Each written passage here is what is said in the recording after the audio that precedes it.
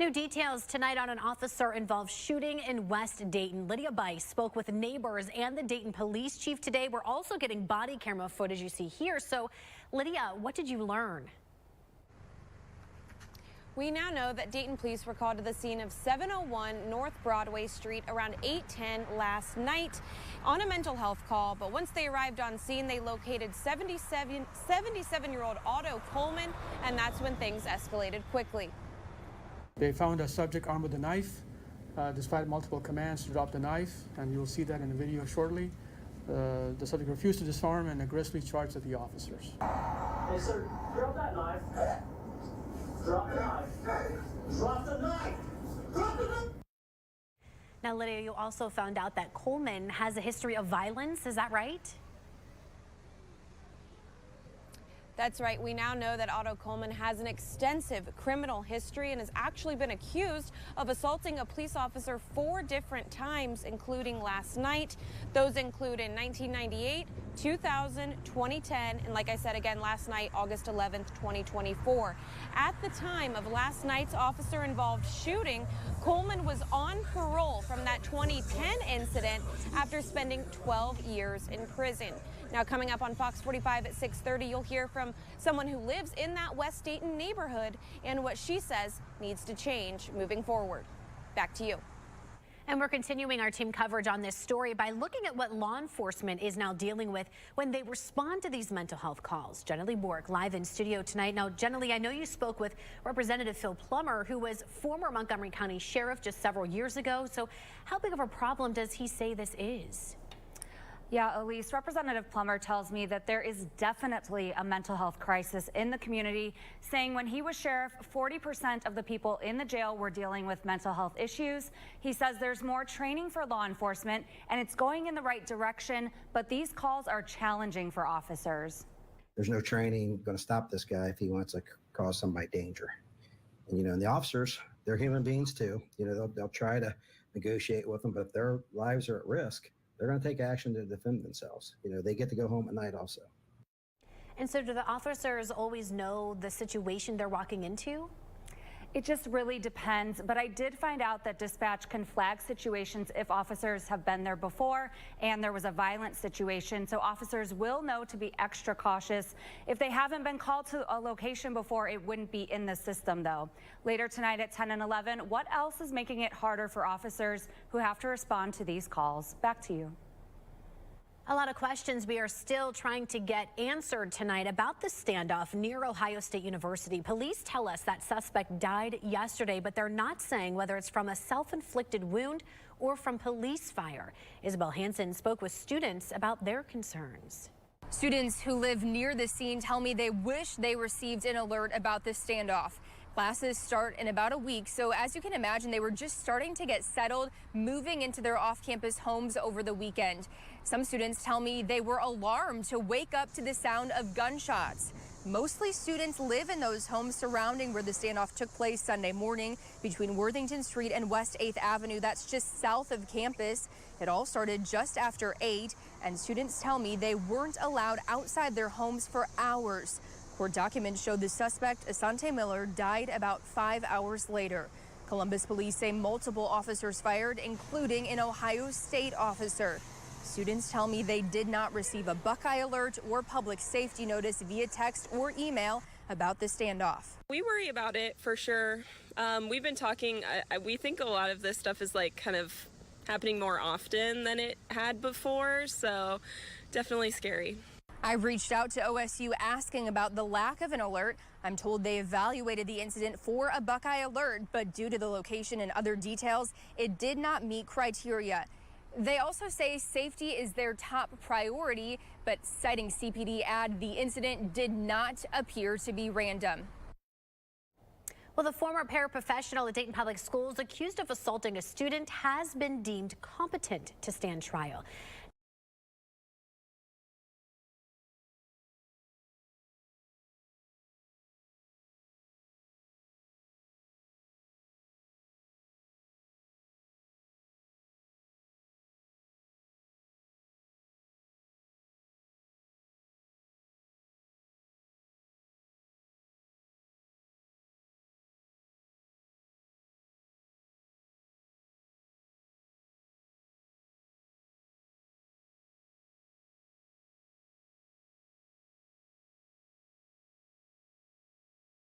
occurring as the country is facing a national blood shortage. Coming up at 6:30 on Fox 45, a closer look at Kyle's life and what this blood shortage could mean for our country. To you. The health center at Springfield High School is now open. Governor Mike DeWine and district leaders holding a ribbon cutting ceremony today. Now, the center has both physical and mental health capabilities to support students, parents, and the Springfield community. It also has a private exam room for health screenings, along with individual and even group counseling areas. We know that some young people don't have access to the medical care they need. We also are seeing more and more mental health challenges in our schools throughout the state of Ohio.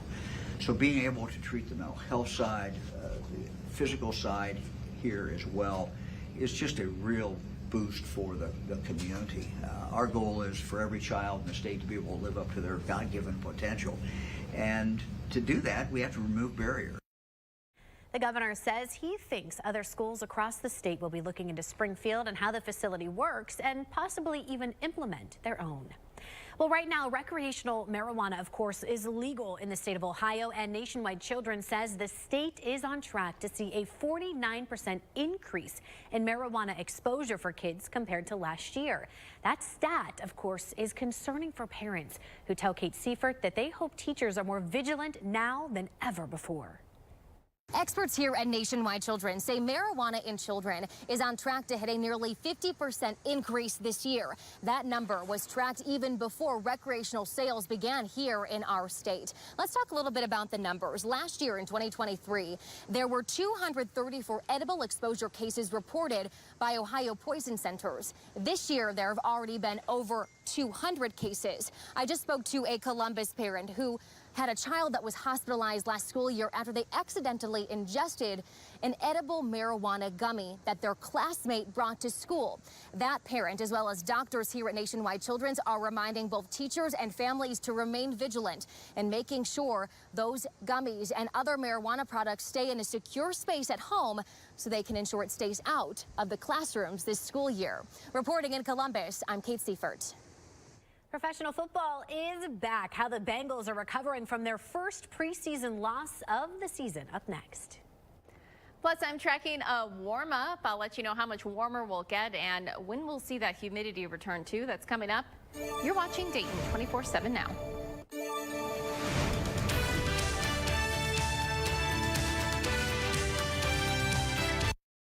The Sports Desk is sponsored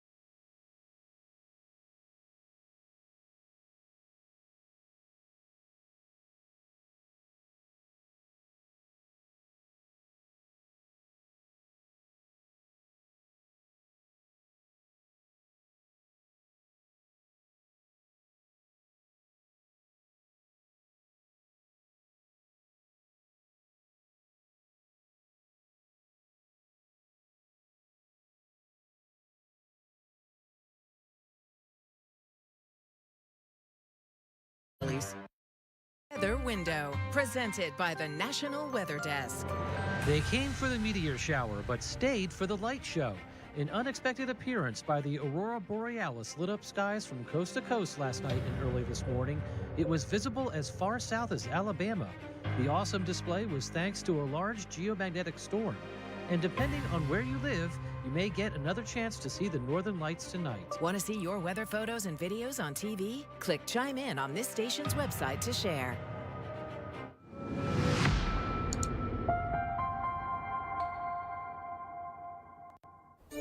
Well, we even had the chance to see some beautiful photos of the Aurora Borealis last night. This is Matt Silver sending this, and this is from the Troy area. Beautiful light show out there. Absolutely gorgeous. Oh, I love that one with the silhouette. That's beautiful. And then Marcia actually sent one in, with one of the shooting stars as well. This is from over the Huber Heights area. So there was definitely a beautiful light show going on. And of course, we want to see your photos and videos. If you have something to share, grab your phone and scan the QR code. That'll take you to our Chime In page. You can upload those photos or videos directly to us, and you might even see it here on Dayton 24/7 now. Now, Natalie, I know you mentioned, we actually see it back there. I know you mentioned it was a beautiful sight last night. Now, will we have a chance to see it again tonight? Well, we have a couple things working against us. One is cloud cover building in, so that's going to be one factor. And then also that geomagnetic storm, not quite as strong. Now, that being said, last night, it was not anticipated to be as strong as it was. I believe the forecast was either a 5 or a 6. Ended up spiking at 8, and that's what ended up bringing the northern lights to much of the U.S. Now, the forecast for tonight is between a 5 and a 6 as well, so moderate. Potentially could see some for our northern states, but it may surprise us again if you want to take a peek tonight, because not only do we have the chance maybe to see some northern lights, we also have the chance to see some shooting stars again as that Perseid meteor shower is ongoing.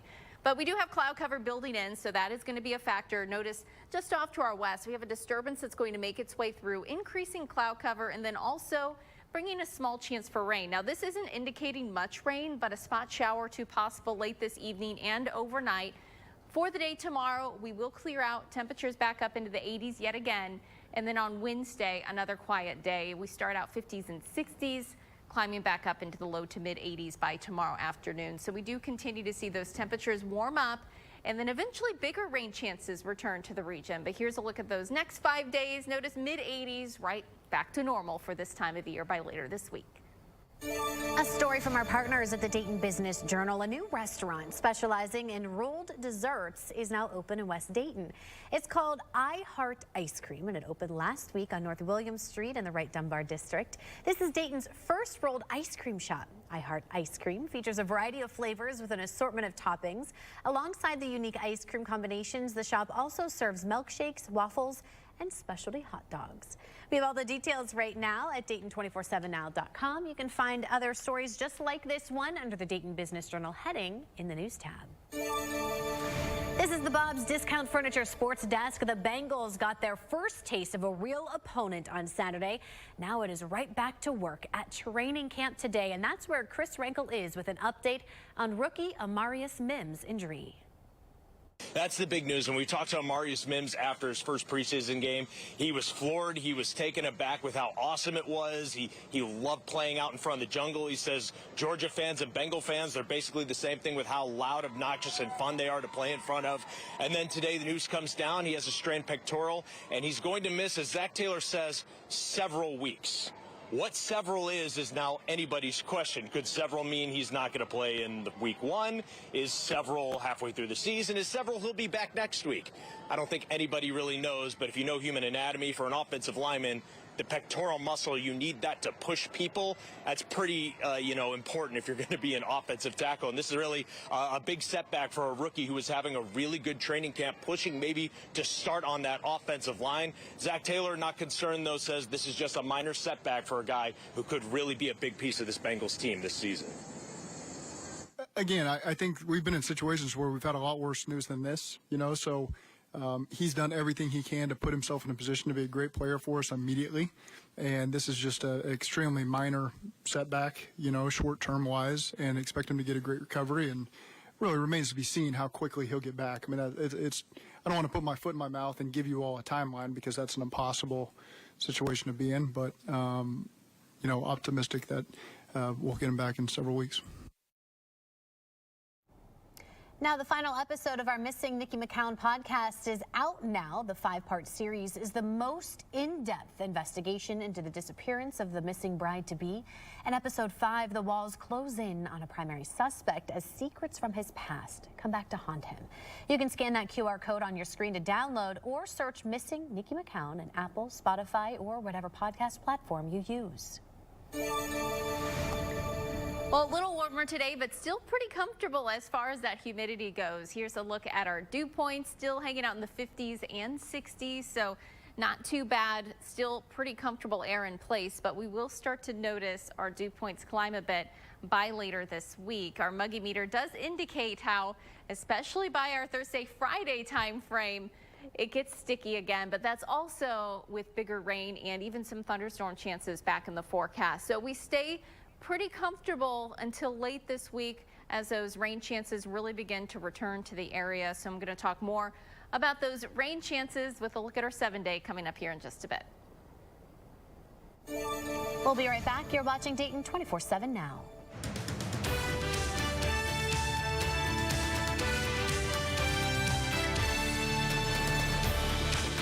It's the Make It Ford Summer Sale.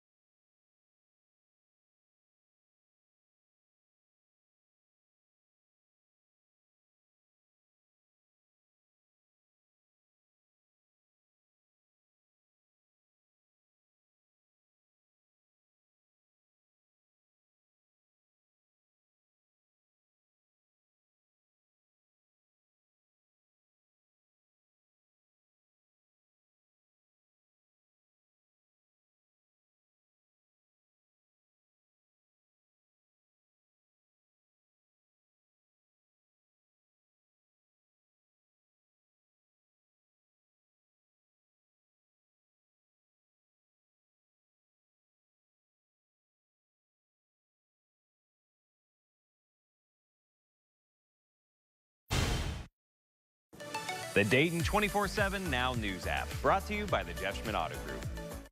The 125th Cincinnati Open is causing a racket in Mason this week, bringing in massive crowds to watch some of the world's best tennis stars serve up some healthy competition. So we sent Tage Joshi to the Lindner Family Tennis Center for a closer look at what you can expect at this year's tournament. The Cincinnati Open is going all week long right here in Southwest Ohio, specifically in Mason at the Lindner Family Tennis Center. Take a look. This right here, this giant building is just one side of center court where there's going to be so much great tennis played. There's also, of course, going to be stars from the entire world, tennis greats right here, including Carlos Alcaraz, Coco Gauff, even Taylor Fritz, all right here in Southwest Ohio. If you love tennis, a great event for you. But maybe we can also tell you about some of the non-tennis elements here. Right over here is the fan zone. You can see mini tennis setup. You can see that Kroger truck right there. They are setting up lots of wonderful other games and activities. There's going to be a music stage, and there's going to be great food here as well. Of course, Dobel Tequila, one of the sponsors here. This is one of their main bars, and of course, lots and lots of food and drink. This is happening all week long. There's going to be marquee matchups tonight, into tomorrow, and into the weekend. Very exciting stuff. You can follow along with our app to see who is playing when. But overall, it's just a very good time. My friends, back to you in the studio. Yeah, weather shaping up through most of this week. Not until later this week we got those rain chances that increase. But school day forecast, some kids heading back to school tomorrow. I know Trotwood has staggered starts, so some went back today, some will be going back tomorrow. Got 60s in the morning, 80s for the afternoon. Humidity will still be pretty comfortable, so overall not too bad of a day. And another day that if it's still summer for you, hopefully you can get out and enjoy some of this really nice weather. Staying quiet Tuesday, Wednesday. We do heat up again, mid-80s on Thursday, and then we start to see those rain chances return Friday, Saturday. Scattered rain and thunderstorms back in the forecast and remaining pretty unsettled through the start of next week with our high temperatures that eventually get back into the lower 80s. But next several days looking really nice with those low to mid-80s. Humidity still bearable, so you know it'll be warmer, but it will still be nice. We'll get one little last leg of summer right before fall. Yes, it's false Don't fall worry. right Yeah, now. exactly, Right. exactly. We'll see you right back here on ABC coming up. FDA Food Safety.